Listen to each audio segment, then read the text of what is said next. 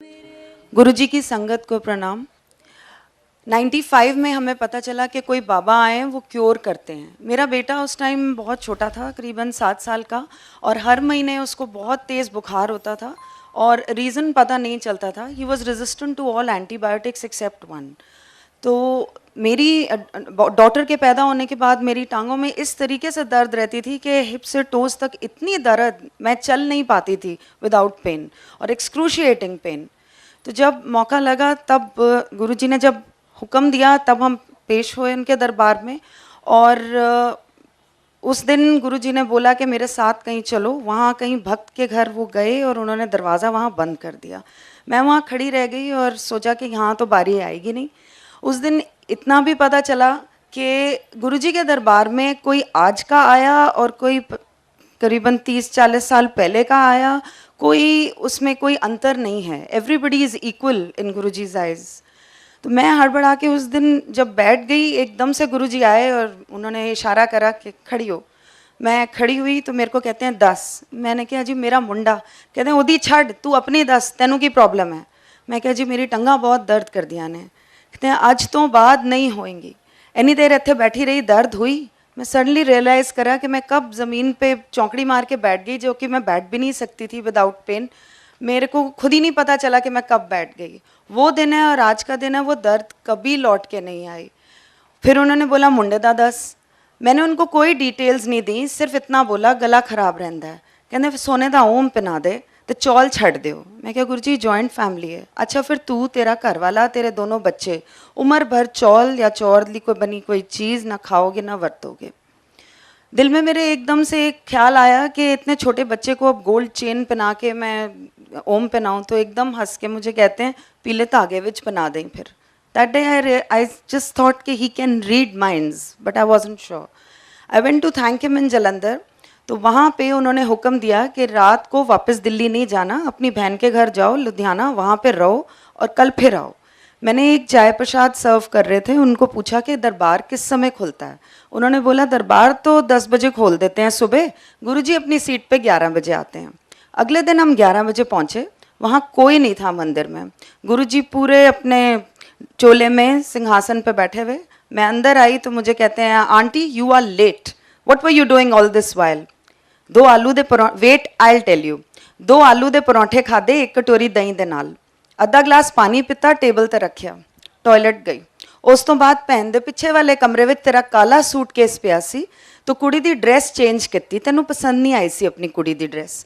फिर तू सारे कमरियां में जाके सबनू कलैक्ट किया, टेबल ते जो अद्धा ग्लास छड्डिया सी वो पानी पीता, फिर टॉयलेट गई। उस तो बाद गड्डी विच बह के पूरा 1 घंटा लेट आ रही है, गुरुआं नू वेट नहीं कराईदा।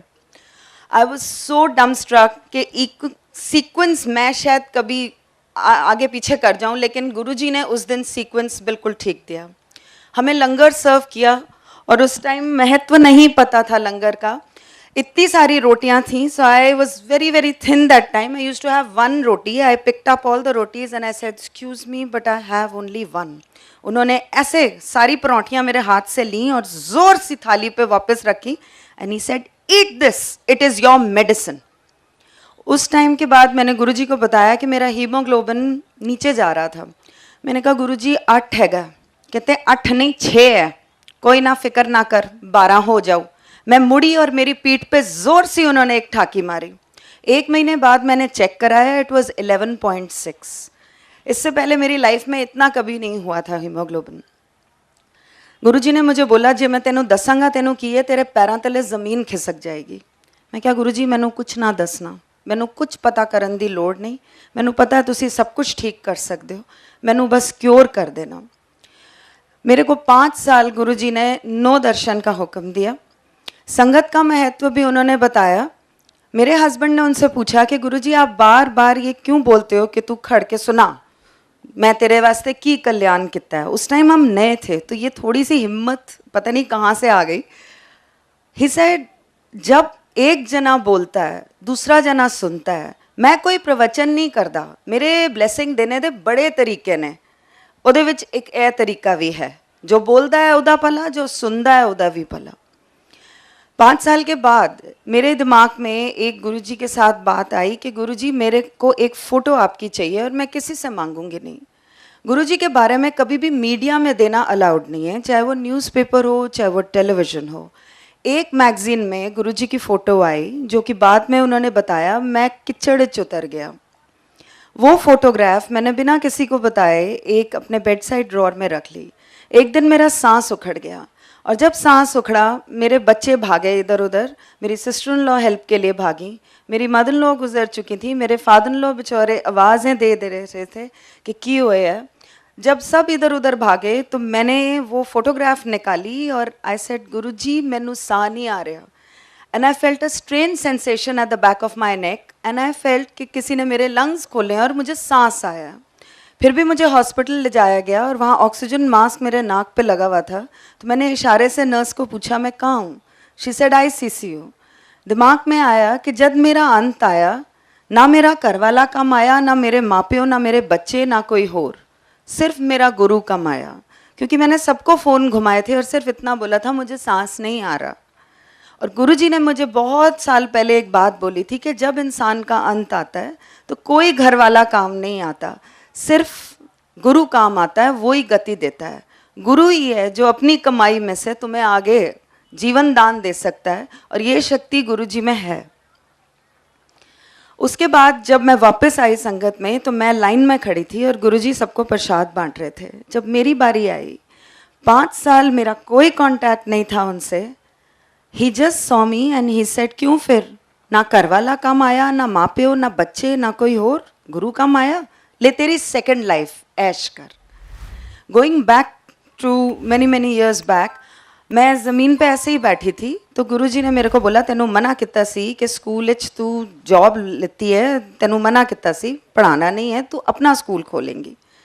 तो मैं उस टाइम सोच रही कि मेरी छोटी सी बेटी और इसकी एडमिशन मैंने उस स्कूल में करानी है। अब तो गई एडमिशन क्योंकि आई कैन नॉट लीव, मेरी बेटी को एडमिशन कौन देगा। तो एकदम से मेरे पास से गुजरे, मेरे को कहते हैं अच्छा चल 1 साल पढ़ा लें फिर छड़ दें। Again he red my mind. और गुरुजी ने स्कूल का नाम फिर मेरे को 2007 में ब्लेस करके दिया था, गुरुजी महाराज पब्लिक स्कूल। वो मेरा फ्यूचर है लेकिन गुरुजी ने मेरी झोली में डाला। सो अब मेरे दिमाग में वो इफ़ एंड बट नहीं है जो पहले ज़रूर उठते थे। मेरी मदर डायबिटिक थी और मैंने गुरुजी को एक दिन बताया कि वो जलंधर नहीं आती। तो कहते हैं मैं कद कहना कि वो आए, फैमिली का एक मैंबर भी जे आ जाए तो फैमिली का पूरी फैमिली का कल्याण हो जाता है। उन्होंने क्या घर बैठे ओदा घर बैठे ही मैं कल्याण करना है। मेरी मदर बहुत साल बिल्कुल हेल एंड हार्टी रही, ना उनको कोई तकलीफ़ हुई। और एक दिन गुरुजी ने बोला कि तेरी माँ नू मैं क्योर कर देता है, तेरी माँ नू मैं बचा देता है। मैंने अपनी मदर को बोला तो शी सेड मैनू क्यों होया है, मैं बिल्कुल ठीक ठाक हाँ। उनको फिर भी हम लेकर आए, उन्होंने अपना लंगर खाया। अगले 1 हफ्ते में उनको एक रिपोर्ट आई suspected tuberculosis of the small intestine and rectum colon cancer. फिर उन्होंने लंगर खाया और उसके बाद हॉस्पिटल में एक रिपोर्ट उनकी बिल्कुल ठीक आई। गुरुजी ने उनको बोला जा अपनी डायबिटीज़ ठीक करा ले। जब वो अपनी डायबिटीज़ टेस्ट करा ले। जब वो डायबिटीज़ चेक कराने गई तो एक रिपोर्ट आई जिसमें 130 160 था। मेरी मदर को हमेशा 280 260 से नीचे कभी रिपोर्ट नहीं आई थी। उन्होंने दोबारा टेस्ट कराया और नीचे आई 99 113। मेरे फादर का लिम्फोमा था जो कि 16 साल पहले डॉक्टर्स ने 3 महीने दिए थे हॉस्पिटल में ज़िंदा रहने के लिए। और मेरे फादर के लिए हम गुरुजी के पास गए कि उनको बोलेंगे, लेकिन हम बिना बोले वापस आ गए। 1 हफ्ते बाद गुरुजी ने ऐसे ही कहीं संगत में हमें लेके गए और वहाँ मुझे बताया कि तेरे प्यो दा कैंसर मैं ठीक कर देता है। हमने तो मुंह से शब्द निकाला भी नहीं था। रिपोर्टें नेगेटिव आनी शुरू हो गई और उसके बाद मेरे फादर की मेमोरी लॉस हो गई। उसके लिए गुरुजी ने चने प्रवाह बताए जो कि किए गए और मेरे फादर आज तक हेल एंड हार्टी हैं, बिल्कुल ठीक हैं। कोई उनको कीमोथेरेपी की ज़रूरत नहीं है क्योंकि कहीं कैंसर आता ही नहीं, रिपोर्टों में कोई बीमारी आती ही नहीं। ये सब गुरुजी का ही दिया हुआ है। We are very thankful to him. जय गुरुजी।